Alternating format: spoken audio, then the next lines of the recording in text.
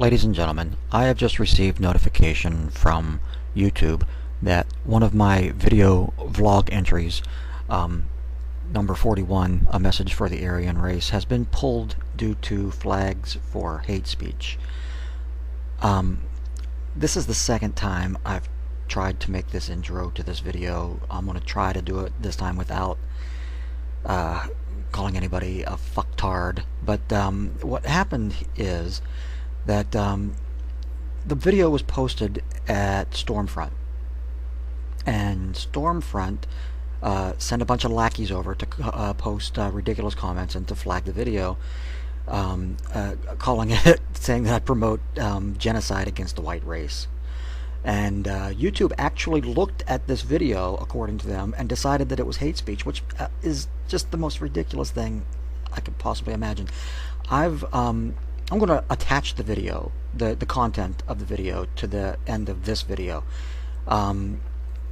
It's not a re-upload because I'm remaking the whole video from a file, so it's not the same exact video file. It's a new file, so hopefully it won't just get automatically flagged. But watch this video and determine for yourself. There is absolutely no hate speech involved. The point of this video the point of this video is to explain to race realists, using humor and satire, that the white race, which we all know is a non-thing. There is no such thing as race. There's no black race. There's no Asian race. There is no Hispanic race. There's no Jewish race. There are Jewish people. There are Asian people. There are physical characteristics that are shared by a majority of people who are of African descent or of Hispanic descent or of Caucasian descent, but there is no such thing as race. Taxonomically speaking, there's no such thing as race.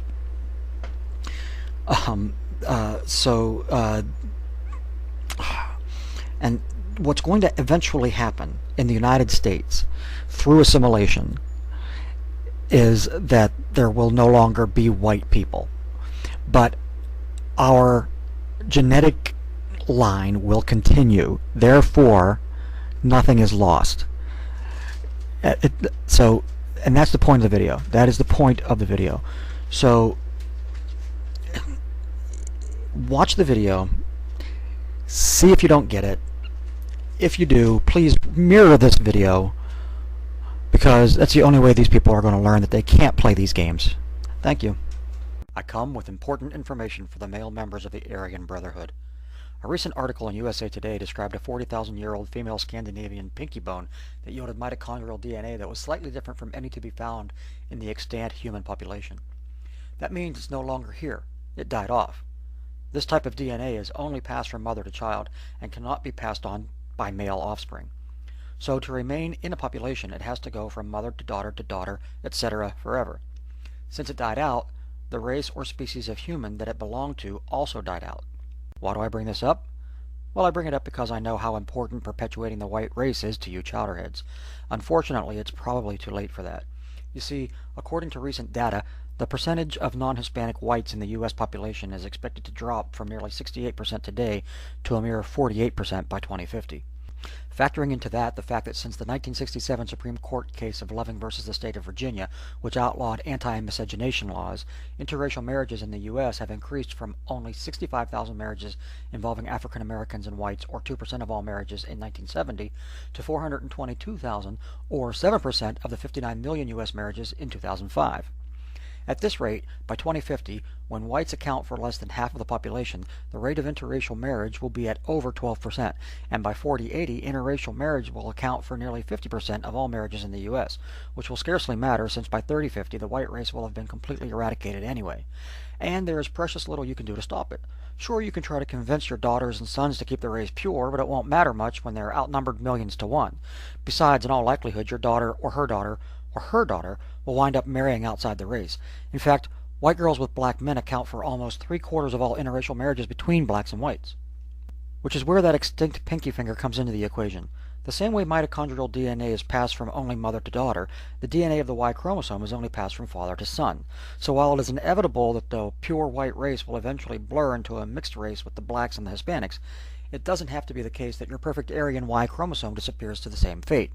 Because while your daughter or granddaughter will probably disappoint you by rebelling and coupling outside of her race, passing her mitochondria on to the new blended future, your son and grandson are far more likely to remain faithful to whatever warped beliefs about progenitorial bliss you fill their gullible heads with. Remember that your Y chromosome was gifted to you by your father.